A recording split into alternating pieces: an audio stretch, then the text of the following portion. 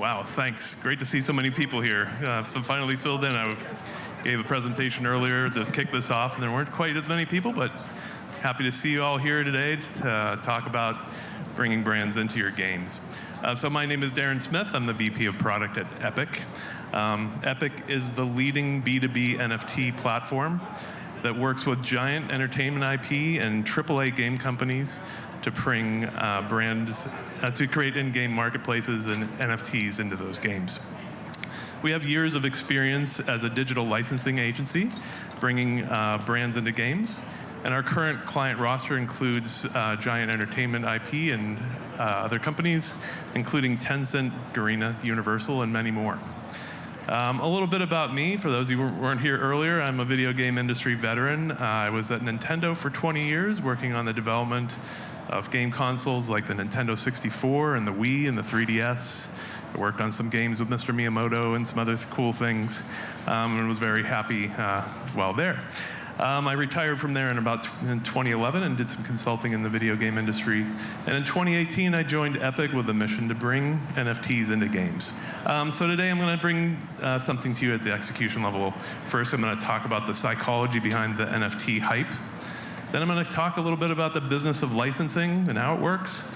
And lastly, I'm going to give you a playbook to help you get licensed content into your games. Let's start with this. We've all heard of crypto whales like Justin Sun and celebrities like Steph Curry paying big money to buy, rocks and Bored Apes. The question is, why are these people really getting involved? Why does somebody like Steph Curry flaunt that Bored Ape on Twitter and even has made it his own avatar? Why is he doing that? Well, that's because people pay real money for virtual goods for the same reason they pay real money for any consumer commodity, namely status, identity, membership, class, and performance. What Steph Curry is signaling to the rest of the world is he's really in the know. He knows crypto, he knows NFTs, and it's really become part of his identity. Does this sound familiar? Well, it's the same psychology behind what's driving people to buy name brand stuff. Brand affinity is a way to signal certain messages to the rest of the world about yourself. Are you a Ferrari guy or are you a Tesla guy? Are you an Apple user or an iPhone user? When we're talking about brand name items, we're really talking about IP licensing. And the term licensing means the granting of rights to use another party's intellectual property in your own products or services in exchange for financial considerations, typically a payment or royalty. So whenever you make a piece of digital art yourself, that's your IP, you own that. And now you can sell and monetize it. And that idea of IP ownership is the same whether it's part of the creator economy, or you or I make or something, as it is for big brands like Disney or Marvel. So as you can see, everything NFT is IP, and it's all about licensing. So we talk with IP owners all the time, and I wanted to share with you how they are looking at NFTs today. So for licensors, the most important thing for them to understand is that NFTs are a completely new product category with some really interesting features that can make them extremely powerful. As we all know, with NFTs we can verify ownership. With an NFT and a digital wallet, it's like a bearer certificate. And second, as we all know, NFTs are digital, so it can represent virtually anything. It can contain a reference, any kind of reference, or a reference to a value, whatever. And that means we get to do really cool things with your product and merchandising strategy, as well as your marketing engagement with your customers. When you combine all these elements of brand affinity, a new asset class, and a new product category, you'll get endless possibilities in how you can incorporate this IP, and it's really up to your own creativity how you do that. So let's talk about the Metaverse. This is the next big area of opportunity for licensing and NFTs. We strongly believe that NFTs will be the unifying feature and force behind the interconnectivity of metaverses. And really, it's the fabric of the metaverse itself. It's the digital stuff that's open, interoperable, transferable, and permanent. Licensing and using IP in a metaverse can be extremely important for you from a business strategy perspective. It may even be a necessity for you to bridge the real world into the metaverse. NFTs really provide the way for you to go from Web 2 to Web 3. So you see Starbucks in the real world, you see Starbucks in the virtual world, then you can connect the dots. So as promised, let's do a quick dive into a playbook that I've created for you. It's a 4-part licensing playbook. Chapter 1, we're going to talk about the field of play. Chapter 2, I'm going to talk about who the players are. Chapter 3, I'm going to talk about some strategies, and we'll discuss whether or not you're ready to license IP and what you can do about it if you're not. And I'll talk about the end game. So what is licensing? I gave you a dictionary definition earlier, but in short, it's really just paying to use someone else's IP in your own products and services. The concept seems straightforward, but in reality, it's not always so straightforward. The not so well-known truth about licensing is that it's not what you know, and it's not necessarily even how much money you have, but it's really who you know. Licensing is really interesting because it hasn't been disrupted. Even in the age of the internet, it's all relationship-based, and getting the right access is key, so it requires a relationship. And of course, it's about legal rights and contracts too. So that's kind of the history of licensing. It hasn't changed much over a few decades. But what about the future? What about blockchain? Well, yes, blockchain and licensing are definitely very compatible because licensing is about legal contracts and rights.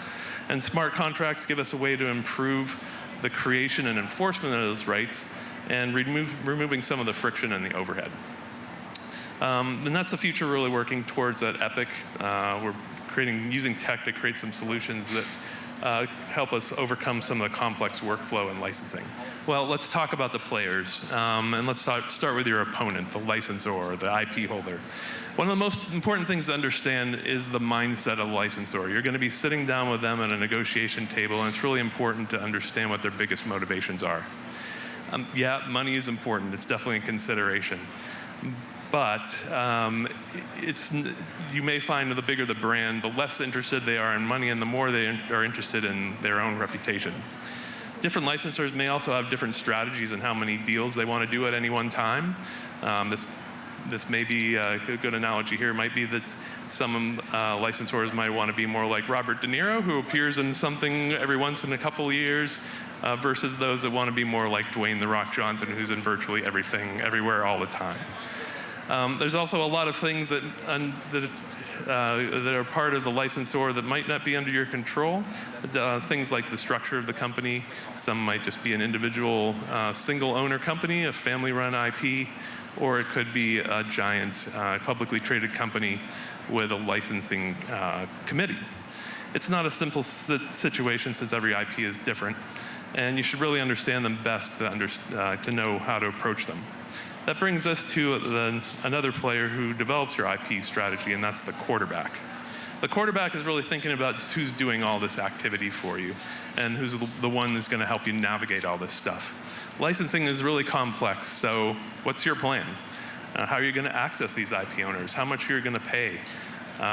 What are the terms? Who calls the plays? This is really everything that's under the quarterback's control. And this role can be either internal or external to your company. Internally, you might hire somebody in with this kind of expertise, maybe build out your own business development team. Alternative, externally, you can work with an agent. And there's certain advantages of working with an agent.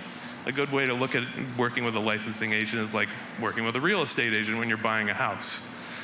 Just like a real estate agent do the heavy lifting for you and might bring you right property to you, a licensing agent can do all the heavy lifting and speed up your process and give you some valuable insights you might not already have. So is an agent necessary? No, not necessarily. You can buy a house without a real estate agent. You can license content without a licensing agent either. That's certainly up to you. But in short, it's really important to consider who's going to be your quarterback in handling that process. But first, a reality check. Not everyone's ready to become a licensee to attract licensors to work with them. Why is that? Well, because like I said, it's not always about the money. Brands are looking for the right fit, the right reputation, the right timing. And it doesn't mean you can't get there. There's some suggestions we have to help you improve your chances for getting a license. First, you can start by gathering the data. Gathering data about yourself, getting some compelling metrics about engagement in your brand, in your game or your metaverse, and other KPI beyond the money.